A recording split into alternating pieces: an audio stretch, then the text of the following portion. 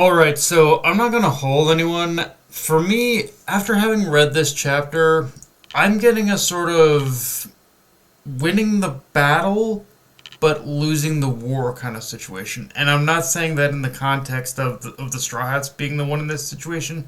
I'm saying in the context of the Gorosei being in this situation. Because here's the thing.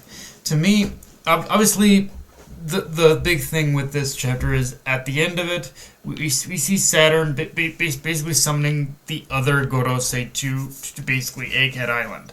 And in a lot of ways, this whole situation should be absolute panic mode. Like this should be the absolute end of it all. Like the Straw Hats, the Straw Hats, Vegapunk, all that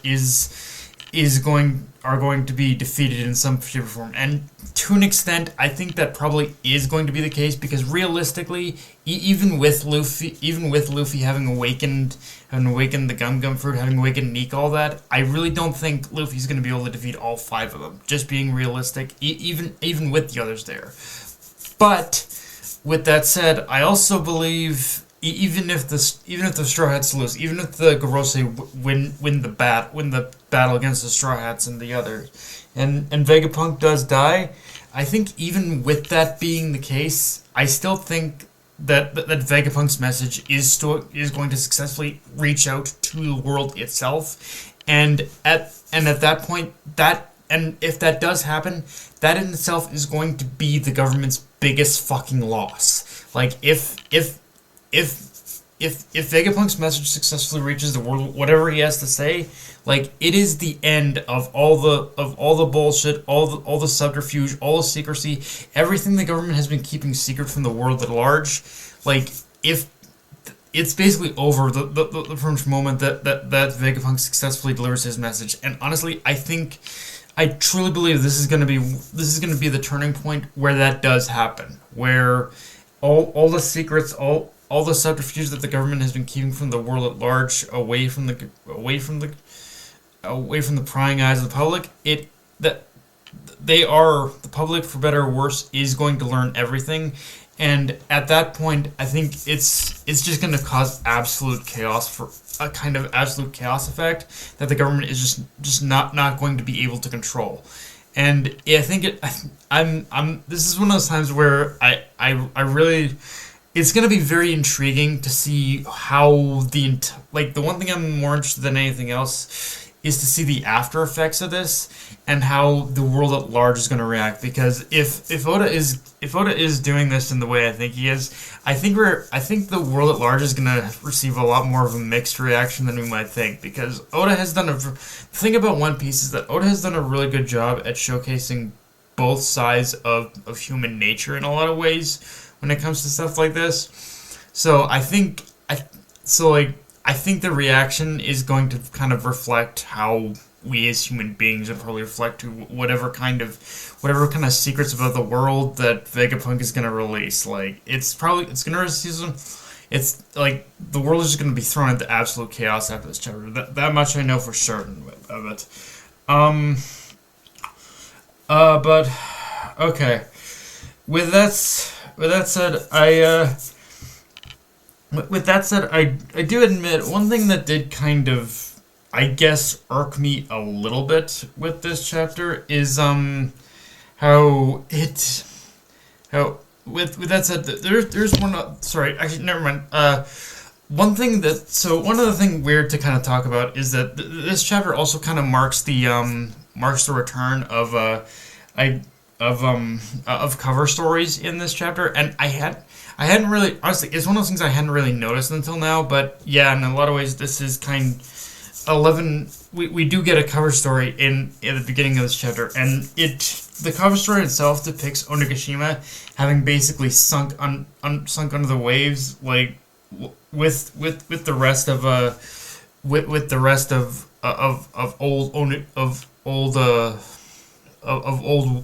old Wano that sunk under the waves. And honestly, I think I don't think that's just coincidence on notice. I haven't read all that much, truthfully, into the cover stories from a narrative perspective, because they're at the end of the day, they're just kind of fun little side stories a lot of the times. But honestly, with seeing Onigashima now under the waves with what the old Wano, what the old what Wano used to be, I'm not gonna lie, that does have me intrigued. And if there is something Oda's setting up with that for sure, because I don't think he would just show Onigashima under the waves unless he wasn't planning to do something with it.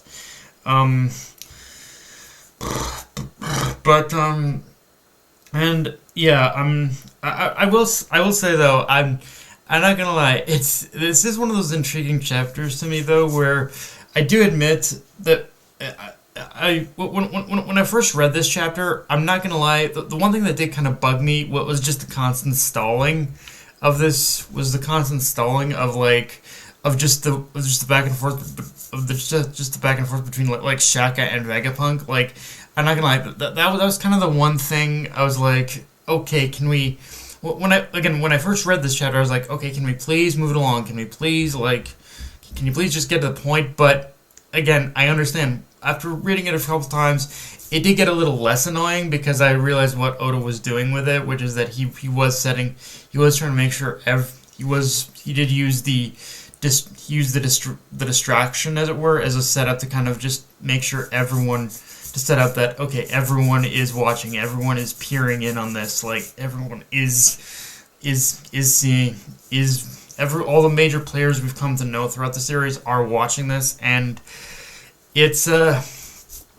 are watching this. So in that respect, it's one of those things where it's a bit annoying, that of an annoying tactic of like stalling, but it was, I do get why it was stalled the way it was. And in general, it is kind of nice to just kind of touch.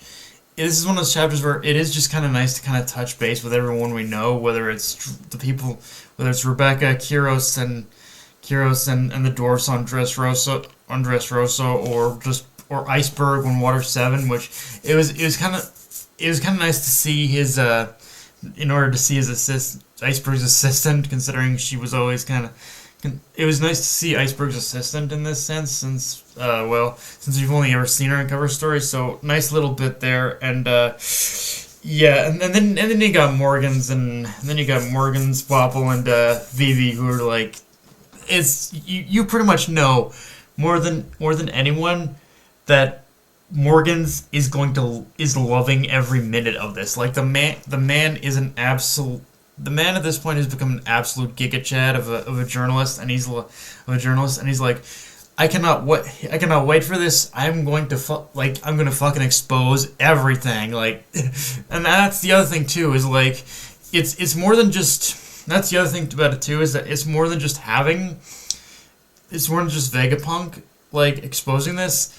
With Morgan's watching, you know he's going to take advantage of this, and that's even going to exacerbate the problem for the government itself. So it's like, one way or another, like, the government is going to lose. Again, I go back to my earlier statement of saying that even if the government loses this battle on Egghead, they're still going to lose the war of control over the world. Like, there's no way where. There's no scenario in my mind where the government maintains control of the power it has had over the world. Like, at this point, that power is lost to them. That's pretty much is guaranteed to have been to be lost to them. Like, there's no other way this goes, in my opinion.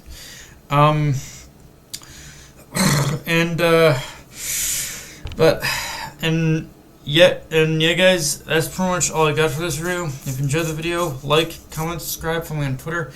I'm new to Crunchyroll, be sure to notification bell with the subscribe button, and just share it around, guys. Dark Knight of Renee, signing off. Later, everyone.